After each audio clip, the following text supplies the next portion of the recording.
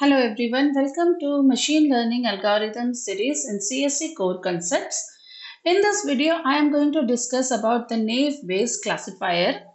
This is a very interesting algorithm which helps us in solving classification problems.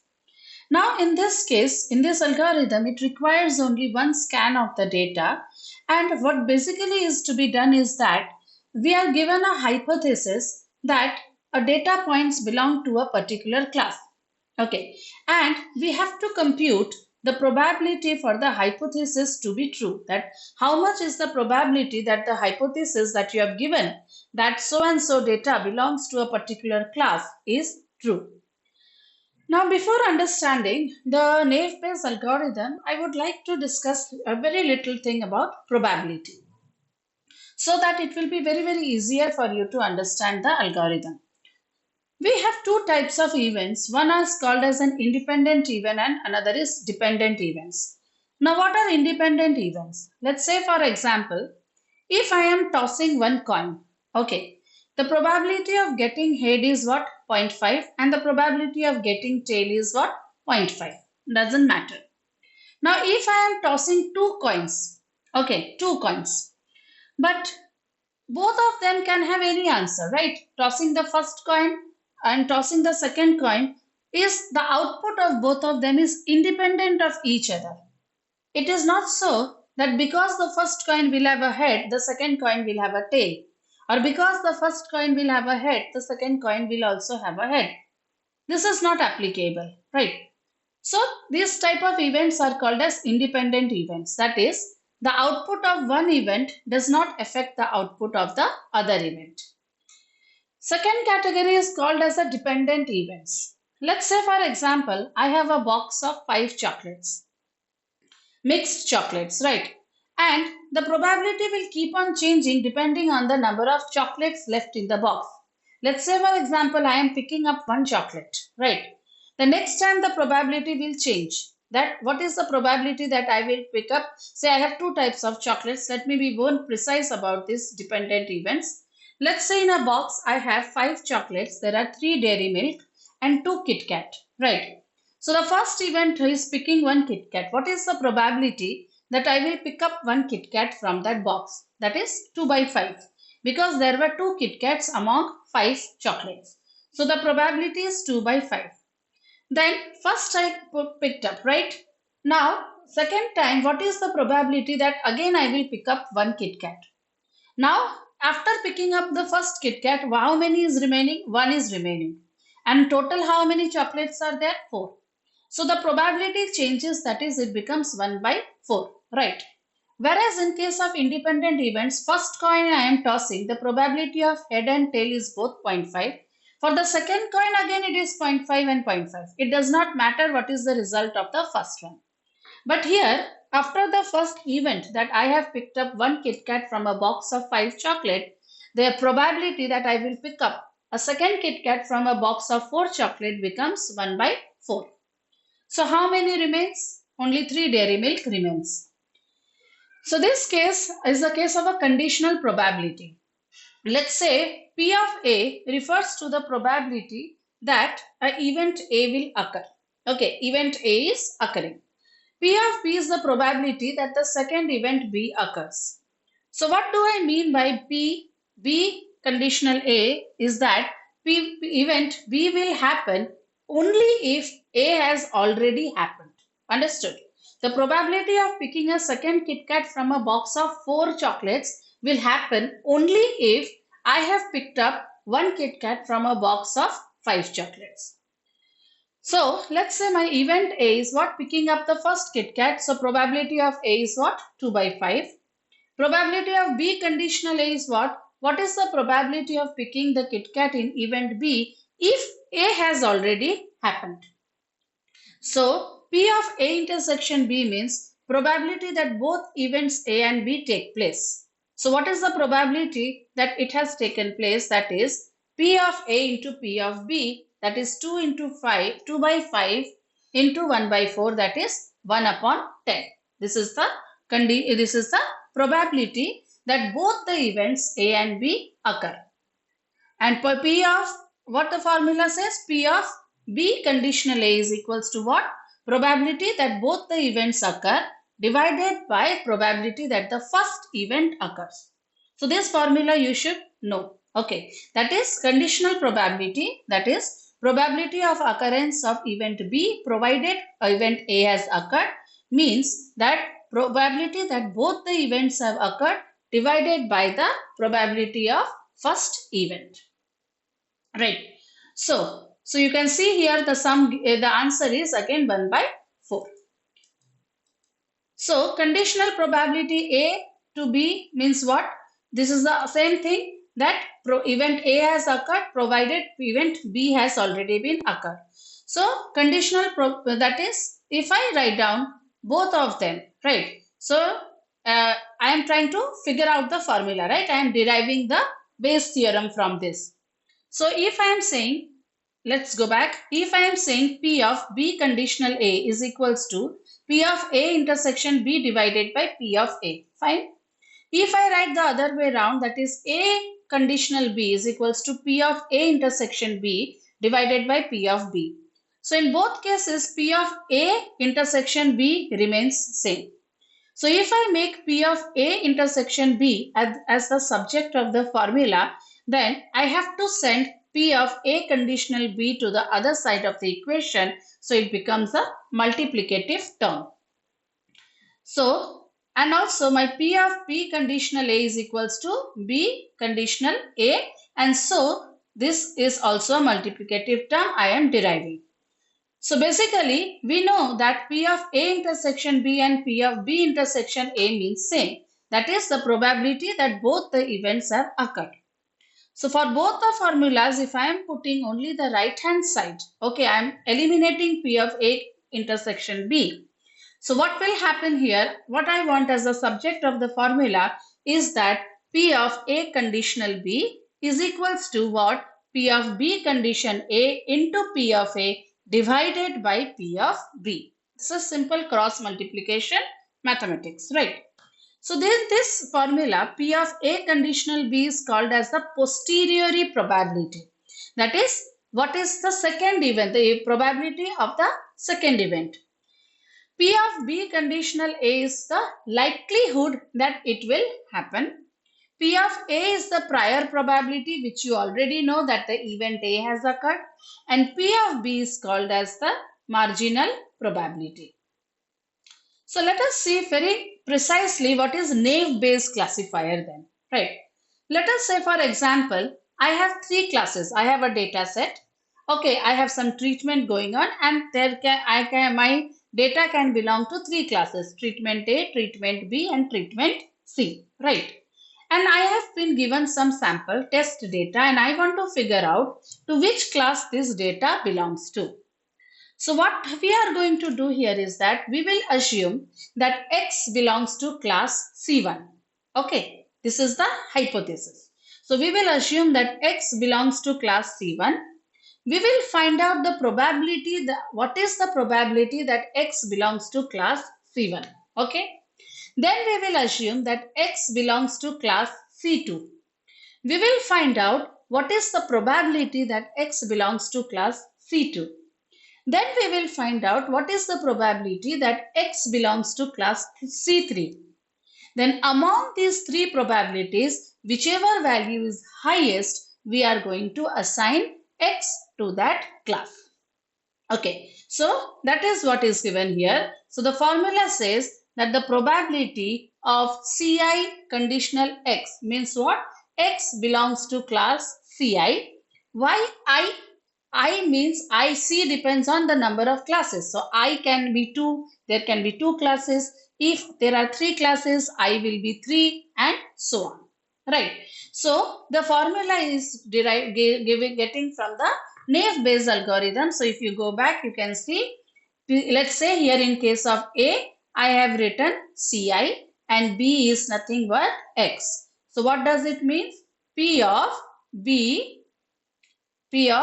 X conditional Ci into P of Ci divided by probability of X. Okay. So if you replace A and B, you will get the same Bayes formula here. So P of X is the probability of obtaining attribute X, whatever class it belongs to. See, what happens here is that P of X means what? Probability of a test data. Does it affect a class? No. Test data can be 1, test data can be 10, test data can have any value. It does not depend on any class. Okay, it does not affect any class. Sorry, not depend, it does not affect any class. Okay, classes are independent of the number of test data. You can have 10,000 test data, you can have two classes. That's okay. So that is why P of X is independent of classes. Okay, P of X is independent of whatever test data you have, 1, 10, probability, whatever. Okay, it is independent of the number of classes. So that is why we are not going to consider P of X here. We will simply remove it.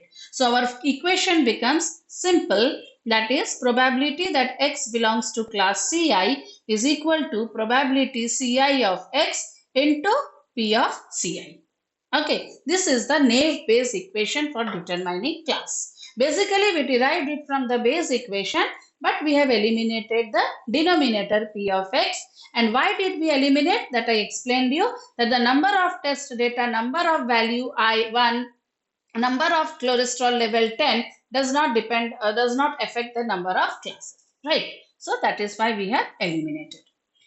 So let us see one example that will be very easy for you to understand. Let us have a case of a bank which is offering credit cards to the people based on certain criteria. The criteria is that I will give the credit cards. I have three classes here. Risk. I am evaluating the risk. Okay, how much is the risk if I issue a credit card to a certain person? So I have three classes of risk, A, B, and C. So the criteria based on which I will determine the class is that whether he owns a home or not, whether he is married, the gender, employed, and credit rating. So if he owns a home and he is married, he is male, and he is employed, and he has a credit rating of A, then the risk class is, let's say, B. If she does not own a home, not married, female, gender is yes, employed is yes, and credit rating A, risk class is A. Okay, so this way they have evaluated some risk classes, right? So based on their past history or whatever. Now I am given, this is the training data, understood? So I have some around 10 or this training data. Okay. So now there are 10 samples and 3 classes are given. Now how many data belongs to class A among the 10? A, 1, 2, 3. Okay, 3 data is from A. So what is the probability of class A? We can find out 3 divided by 10. Okay, total value is 10. 3 are in A. So probability of A is 3 by 10.3. Now class B, again there were only 3 records belonging to class B, right? So the probability of class B is again 0.3 and rest 4 of them belong to C. So the probability of C is 0.4. Now I have been given a testing data. Some values I have been given. First is yes, no, female, yes, A. So what is yes? Owns home. First criteria was owns home. So they are saying owns home, yes. Then not married, gender is female, employed, and credit rating A. So I have to find out which class this will belong to. Understood? So I have to compute the posteriori probability of P of X that belongs to which class. So first I will assume. So what is the condition? So P of X belongs to which class I want to find out. Okay, so that is P of X of C, this is the value. So I have to find out that what is the probability that if somebody owns a home, it belongs to that class. First we will consider class A, then married, multiplied. Okay, these all probabilities will be multiplied. So probability of owns home is equals to yes, belonging to that class multiplied by probability of value married no, belonging to that class multiplied, all values will be multiplied to get the probability. So basically what we will do, this is our hypothesis, we will find out that what is the probability that X belongs to class A. These are our values. Let's say, so class A had which values? That first 3 rows I am taking. Understood? So from this training data, okay, from this training data table, only those data which is belonging to class A, that I have taken here. Okay, first 3 rows. Now our requirement is what? The red one which I have written, they are fulfilling our requirements. Okay. So owns home, yes. So yes, here is there. How many times owns home, yes, belongs to class A? How many times? Only one. 2 times no and the class A was coming. Only 1 time yes and class A was coming. So what is the probability? See, what am I computing? I am computing this value. P owns home is equals to yes conditional CI. This value I am computing, right? So what is this P? Yes, P of yes is 1 by 3. That is only 1 out of 3 times a person having home yes got a class of A. Clear? Now not married. Second value is not married. All not married are considered in class A. So probability is 1. Females. All females are considered in class A. Okay, so 1. Employed, yes. All yes are considered in class A. Yes. Credit rating A. Only 2 times credit rating of A are given in class A. One is B. So 2 by 3. So what did I tell here? What we are going to do? We are going to multiply each of these probabilities. So here you are going to multiply 1 by 3 into 1 by 3 into 1 into 1 into 1 into 2 by 3. So 2 by 9. So the probability that this test data belongs to class A is 2 by 9. Clear? Now we will say, what is the probability that this data belongs to class B? Let's see. Owns home, yes. How many times yes has been given a class B? 2 times. Good. So 2 by 3. Married? No. 2 times. 2 by 3. Good. Gender? Female? No. None of the females have been given a class B. All males. So the value here is 0. Employed? Yes. Only 1 time. 1 by 3. Credit rating? A. Only 1 time. 1 by 3. So let's multiply.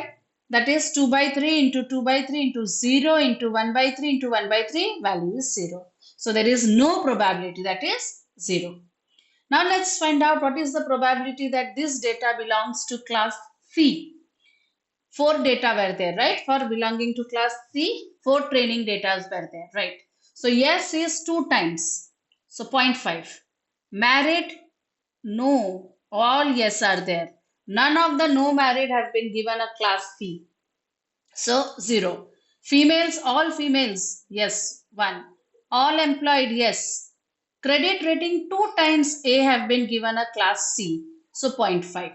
So now multiply all of them. Because there is a 0, the probability here is also 0.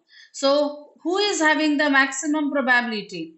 Therefore, the probability of classes B and C are 0. Okay. So you don't have to do anything. So what was our formula? A to X is equals to probability X conditional A into P of A. So what is probability X conditional A? X conditional A is 2 by 9.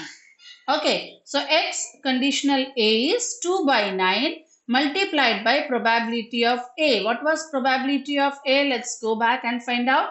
Is 0.3. So let us find out the probability. Here it is 0.3 into 2 by 9. The value belongs to, answer is something 0.06. So X is assigned a class A. See, in case your probability for C and B were not 0 or some other value, then same thing you would have done. Multiply that with the P of A, P of B and P of C, and whichever is the highest probability, you will assign it to that class. Okay, so I hope you enjoyed and understood this problem and how to solve using naive-Bayes classifier. Of course, we are going to implement this naive-Bayes classifier in our studio in my upcoming videos. In case if you have any queries or anything you did not understand, please feel free to write in the comment section. I will be happy to solve your doubts. Please don't forget to like, share and subscribe to CSE Core Concepts. Thank you.